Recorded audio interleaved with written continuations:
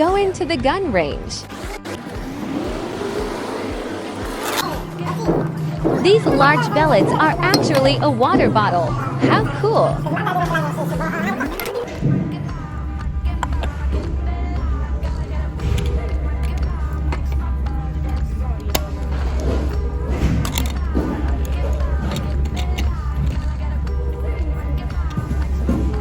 They have handbags at a gun range.